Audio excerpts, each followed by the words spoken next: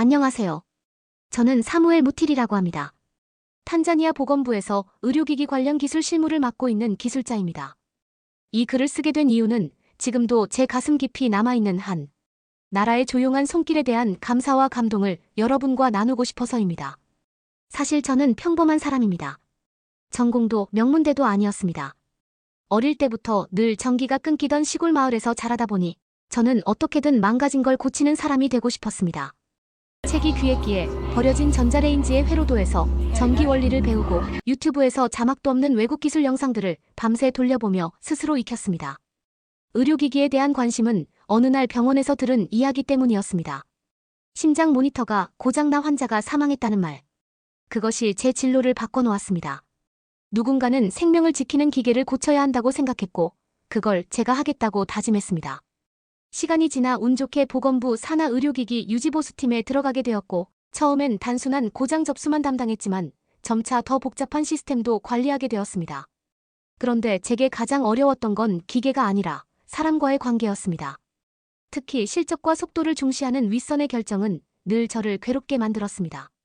그런 가운데 몇 년 전 우리 정부는 대규모 프로젝트를 발표했습니다. 전국의 의료 인프라를 근본적으로 개선하겠다는 응급의료 시스템 통합 프로젝트. 시골 지역까지도 긴급 이송 시스템을 갖추고 현장에 최신 모니터링 기기를 배치한다는 야심찬 계획이었죠. 세계 각국의 의료기기 회사들이 달려들었습니다. 미국, 독일, 중국, 일본 이름만 들어도 알 수 있는 거대한 기업들이었습니다. 그들은 일제히 비슷한 조건을 제시했습니다.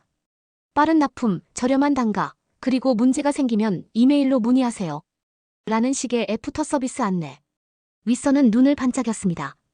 이 정도 예산에 이 정도 스펙이면 최고 아닌가? 라는 반응이었죠. 그러다 회의실에 한 장의 제안서가 도착했습니다. 눈에 띄게 얇았고 표지도 특별할 게 없었습니다. 대한민국 국립의료기술원. 그 당시 제 상사는 냉소적으로 말했습니다. 한국? 너무 조건이 까다롭네. 우리가 무슨 선진국인 줄 아나? 하지만 저는 그 제안서를 끝까지 읽었습니다. 그리고 한 문장에서 멈췄습니다. 기계는 건강을 보지만 사람은 생명을 봅니다. 그래서 이 시스템엔 사람이 먼저입니다. 이 말에 저는 숨을 잠시 멈췄습니다. 의료기기를 단지 수출품이 아니라 사람을 살리는 도구로 보는 관점. 제가 늘 마음속으로만 되뇌던 말이었거든요. 한국팀의 제안은 남달랐습니다. 기기를 그냥 넘기지 않겠다고 했습니다. 교육이 포함되어 있었고 지역 간호사들이 직접 기기를 다룰 수 있도록 단계별 코칭 시스템도 제시했습니다. 그리고 무엇보다 설치 후에도 1년 이상 현장에 기술자가 상주하며 문제를 함께 해결하겠다는 조항은 정말 충격이었습니다. 돈벌이 계약에서 볼 수 없는 진심이 느껴졌습니다. 저는 회의에서 조심스럽게 손을 들었습니다. 한국팀의 방식으로 시범 사업을 해보면 어떨까요? 당연히 반대가 많았습니다. 효율이 떨어진다. 너무 느리다. 예산이 2배 이상 들 수 있다는 말들이 오갔습니다. 저는 그 자리에서 확신을 갖고 말했습니다. 우리는 지금 의료기기를 사는 게 아니라 생명을 살릴 시스템을 만드는 겁니다. 한국팀은 그걸 아는 것 같습니다. 그렇게 어렵게 통과된 시범 사업. 며칠 뒤 탄자니아에 도착한 한국팀은 생각보다 더 조용하고 겸손한 사람들이었습니다. 팀장인 정은서 박사는 통역을 통해 짧고 정확하게 말했습니다. 우리는 말보다는 현장에서 보여드리겠습니다. 그들은 기기를 설치하기 전에 먼저 지역 의료진과 하루 종일 같이 다녔습니다. 응급 환자가 어떻게 실려오는지, 전기는 몇 시에 끊기는지, 의료진은 얼마나 고된지를 이해하려 애썼습니다. 그러고 나서야 장비를 설치하기 시작했습니다. 함께 땀 흘리고 고장난 장비는 즉석에서 수리하고 복잡한 메뉴를 지역 언어로 번역한 가이드북까지 만들어 제공했습니다. 그렇게 몇 달이 흘렀고 결과는 명확했습니다. 응급 환자 생존율이 30% 향상되었습니다. 그건 단지 기계 때문이 아니라 그 기계를 제대로 쓸 수 있도록 함께 있었던 사람들 덕분이었습니다. 하지만 결국 현실은 이상을 넘지 못했습니다. 몇 달 뒤 정부는 예산 절감을 이유로 미국 회사와의 단가 계약으로 전환했습니다. 한국팀에게는 더 이상의 계약이 없다는 통보가 내려졌고 그들은 아무 말 없이 짐을 쌌습니다. 단, 제 책상 위에 조용히 놓고 간 한 장의 편지만을 남긴 채 말이죠. 우리의 기술이 아니라 당신들의 책임이 잘하기를 바랍니다. 언제든 다시 부르면 달려가겠습니다. 그날 저는 아무 말도 할 수 없었습니다. 한없이 조용했지만 그 한 문장은 제 인생을 바꿔놓았습니다. 한국팀이 철수한 지 며칠 뒤 보건부에 공지 메일이 하나 날아왔습니다. 제목은 짧았습니다. 미국제 기기 계약 체결 완료 보고. 아, 결국 이렇게 되는구나 싶었습니다. 회의실에서 마지막까지 한국팀을 두둔했던 저로서는 참담했습니다. 그들의 진심과 시간을 단가와 납기일로 평가해버린 셈이었죠. 윗선은 만족해했습니다. 이제 예산도 줄이고 미국 브랜드라는 신뢰도 생겼으니 남은 건 보고서뿐이야. 그들은 그게 끝이라 생각했지만 저에게는 이제부터 시작이었습니다. 새로 도입된 미국산 기기는 포장도 세련됐고 외관도 번쩍였습니다. 그런데 문제가 바로 시작됐습니다. 우선 설명서가 전부 영어였습니다. 탄자니아는 영어를 쓰는 나라지만 의료진 대부분은 스와힐리어를 더 익숙하게 씁니다. 한국팀은 이를 고려해 아예 스와힐리어로 교육용 가이드를 만들어줬었죠. 미국팀은 그런 거 없었습니다. 온라인으로 매뉴얼 검색하세요라는 답변만 돌아왔습니다. 현장에서는 혼란이 생기기 시작했습니다. 몇몇 장비는 설치는 되었지만 전력이 약한 시골 보건소에서는 작동조차 하지 않았습니다. 한 번은 심장 모니터가 중간에 꺼지는 바람에 환자 상태를 체크하지 못했고 결국 환자가 사망하는 일이 발생했습니다. 의료진들은 오히려 그나마 옛날 장비가 나았다는 말을 하기 시작했습니다. 한국팀이 남기고 간 시스템을 다시 찾는 사람들도 늘어갔습니다. 무하마드 장관은 여전히 미국 업체 대표 벨의 말에 귀를 기울였습니다. 벨은 언변이 뛰어난 인물이었습니다. 모든 시스템은 초기에 약간의 적응 기간이 필요합니다. 한국은 그걸 효율이 아닌 정서로 접근했을 뿐입니다. 한국을 에둘러 비하하면서도 자신들의 문제는 초기 적응이라며 넘겼습니다. 그러나 그 적응 기간 동안 우리는 사람을 잃고 있었습니다. 저는 그때 다시 한국팀이 떠나기 전 남긴 메모를 꺼냈습니다. 기술이 아니라 당신들의 책임이 잘하길 바랍니다. 그 문장이 다시 가슴에 꽂혔습니다. 우리의 책임은 어디로 간 걸까? 왜 우리는 가장 중요한 순간에 가장 단가가 낮은 선택을 했던 걸까? 결국 저는 결단을 내렸습니다. 한국팀과 함께 운영했던 시범 지역의 데이터를 다시 모으고 그 지역 의료진들과 하나하나 인터뷰를 시작했습니다. 이들은 입을 모아 말했습니다. 그 사람들은 기계만 고치지 않았어요. 우리를 가르쳐줬어요. 그들이 없으면 장비가 멈췄을 때 우리가 할 수 있는 게 아무것도 없었어요. 이 데이터를 들고 다시 부서 회의에 참석했을 때 저는 아주 조용히 그러나 단호하게 말했습니다. 우리는 지금 생명을 잃고 있습니다. 계약을 따는 게 목적이 아니라 생명을 지키는 게 목적 아닙니까? 하지만 돌아온 건 냉소였습니다. 이봐, 사무엘. 그들의 방식은 너무 느려. 우리는 이제 대규모 확대 단계야. 효율이 전부야. 그 말에 저는 처음으로 회의실을 박차고 나왔습니다. 그리고 그날 밤 망설임 끝에 한국팀 정은서 박사에게 메일을 보냈습니다. 그동안 쌓아둔 보고서, 현장의 영상, 인터뷰 자료까지 모두 첨부해 보냈습니다. 길게 설명하지도 않았습니다. 단 한 문장만 썼습니다. 정 박사님, 우리는 다시 당신들이 필요합니다. 보내놓고도 며칠을 마음 졸이며 기다렸습니다. 그런데 답장은 없었습니다. 그런데 정확히 5일 뒤 아침 출근길 병원 정문 앞에 낯익은 얼굴이 서 있었습니다. 정은서 박사. 그리고 한국팀 기술자 2명. 그 순간 저는 말을 잃었습니다. 어떻게 아무런 답장도 없으셨잖아요. 정 박사는 조용히 웃으며 말했습니다. 우린 말보다 행동이 빠릅니다. 그들은 말없이 옛날 장비가 쌓여있던 창고로 가더니 그대로 작업복을 갈아입고 수리를 시작했습니다. 그리고 지역 간호사들을 불러 다시 조작법을 교육하고 마을 이장들에게는 새로 번역된 매뉴얼을 배포했습니다. 마치 아무 일도 없었던 것처럼. 아무 말 없이 단지 사람을 살리겠다는 그 마음 하나로. 그 모습을 보며 저는 생각했습니다. 우리는 그들이 떠난 뒤에야 그들을 이해하게 됐구나. 한국은 조용했지만 가장 강했습니다. 그날 이후 한국팀은 묻지도 따지지도 않고 다시 현장에 돌아왔습니다. 그들은 이런 방구에 항의도 하지 않았습니다. 계약이 없었고 대가도 없었고 환영 인사조차 없었는데도 저희는 그들을 정식으로 맞이하지도 못했습니다. 오히려 저는 조심스럽게 물었습니다. 도대체 왜 다시 오신 겁니까? 이번엔 정부에서 부른 것도 아니잖아요. 정은서 박사는 그 질문에 잠시 멈추더니 조용히 대답했습니다. 처음부터 우리는 계약이 아니라 책임을 선택했으니까요. 그 말에 저는 다시 가슴이 먹먹해졌습니다. 다른 어떤 나라의 기술자들이 이런 말을 할 수 있을까요? 떠날 때도 조용했고 돌아올 때도 조용했습니다. 그러나 그 조용함이야말로 가장 강한 울림이었습니다.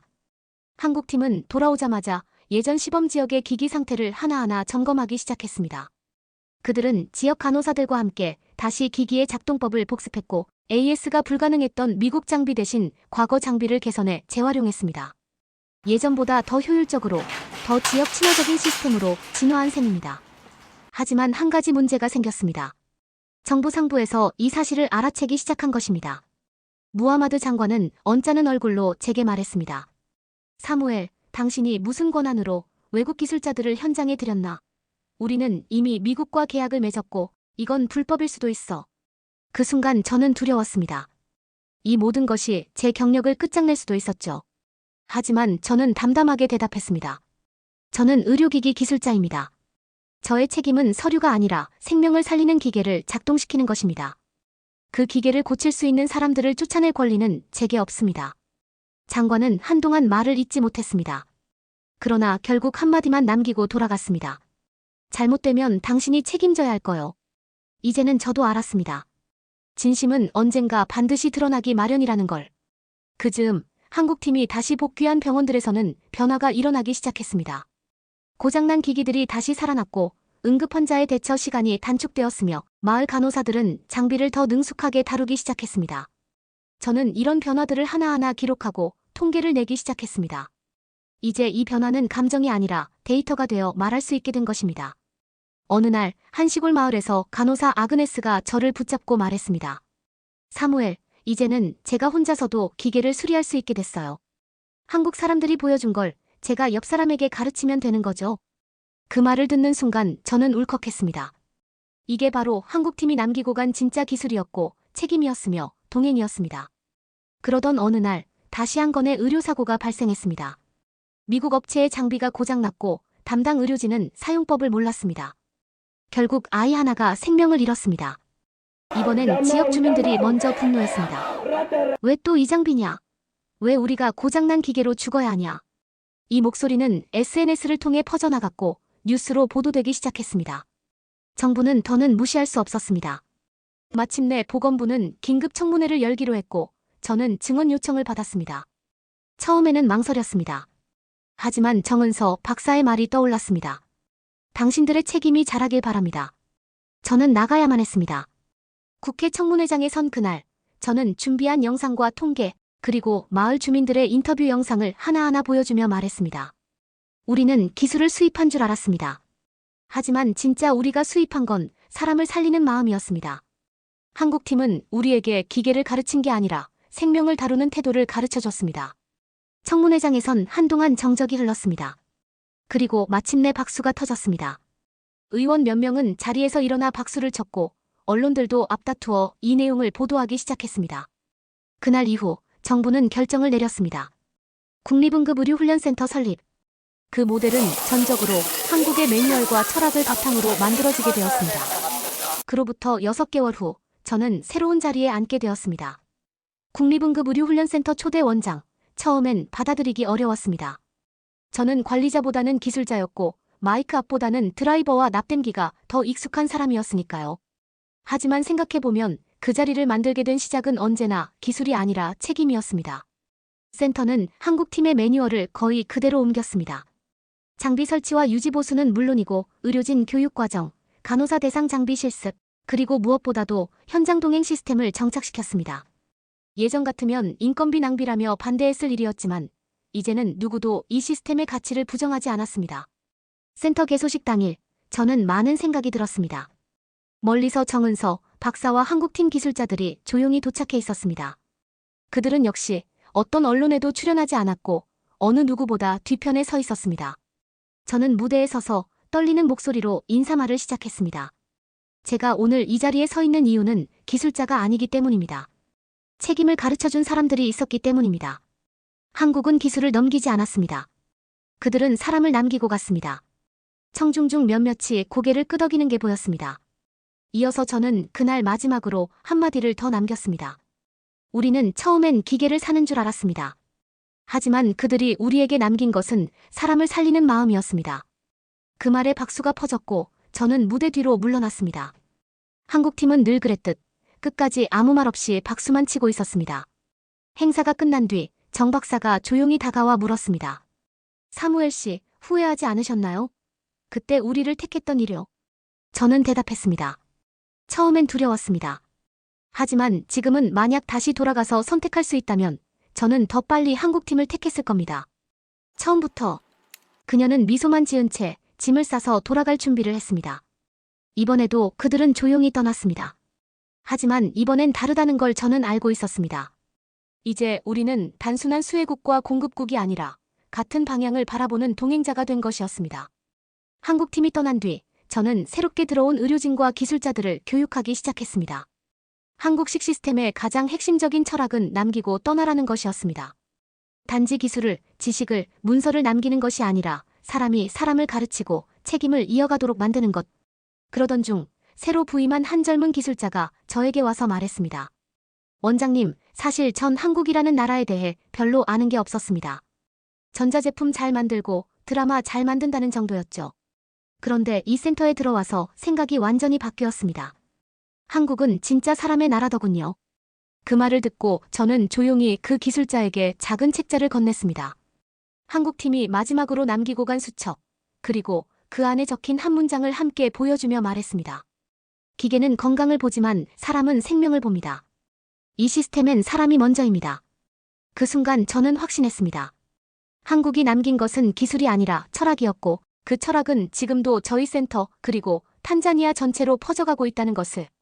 그 뒤로도 한국팀은 몇 차례 더 우리를 찾아왔습니다. 늘 조용히 도착해서 더 조용히 문제를 해결하고 아무런 대가도 없이 돌아갔습니다. 우리는 그들을 따로 홍보하지도 않았고 특별히 훈장을 수여하지도 않았습니다. 하지만 그들이 있었기에 지금의 우리가 있는 건 확실했습니다. 언젠가 정은서 박사에게 물었습니다. 한국은 왜 그렇게 조용하게 도와주는 겁니까? 뭔가 더 얻을 수도 있었을 텐데요. 그녀는 이렇게 말했습니다. 우리는 조용히 행동합니다. 신뢰는 목소리가 아니라 시간이 만들어주는 거니까요. 이 이야기를 여기까지 읽어주신 분들께 전합니다. 한국은 세상에 소리 없이 다가옵니다. 하지만 가장 깊은 곳에 닿고 가장 오래 남습니다. 기술보다 깊은 신뢰, 계약보다 따뜻한 책임. 한국은 그런 나라였습니다. 가장 조용한 나라가 가장 강한 동행이었습니다.